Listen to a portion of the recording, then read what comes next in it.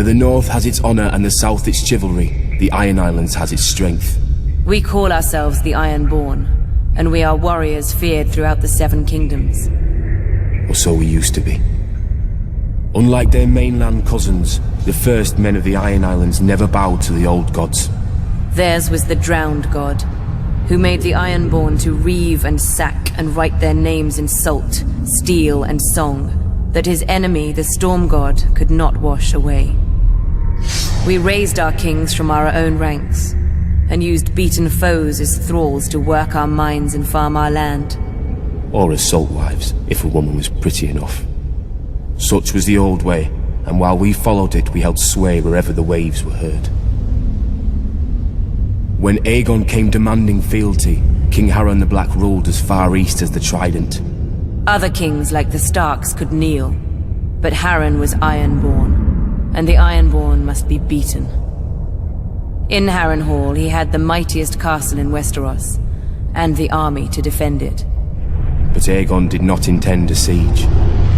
He mounted his dragon and roasted Harren and all his sons in their tower, and the Old Way with them. Because of Harren's defiance, Aegon pushed the Ironborn back to our islands and gave the Riverlands to the Tullys. But he did allow the Ironborn to choose who would lead them. House Greyjoy had always been one of the greatest houses of the Iron Islands. We trace our descent from the Age of Heroes and the legendary Grey King, who took a mermaid to wife and made war upon the Storm God for 1,000 years. Blessed by the Drowned God, the Grey King fought and slew Naga, the great sea dragon, and took her fire for his own. This history made our ancestor Vicon Greyjoy the natural choice to lead the Ironborn after Aegon's conquest. For 300 years, House Greyjoy ruled the Ironborn. We styled ourselves Lord of the Iron Islands, King of Sultan Rock, Son of the Sea Wind, Lord Reaper of Pike. In truth, we were thralls. Our people still chanted, "What is dead may never die." But the Old Way had died.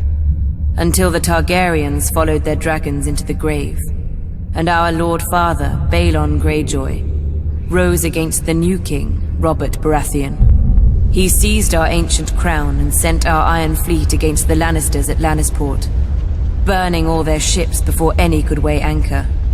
Though Robert and Eddard Stark would later defeat him, they understood us no better than Aegon. The Greyjoy sigil is the Kraken. What it grasped once, it will never surrender.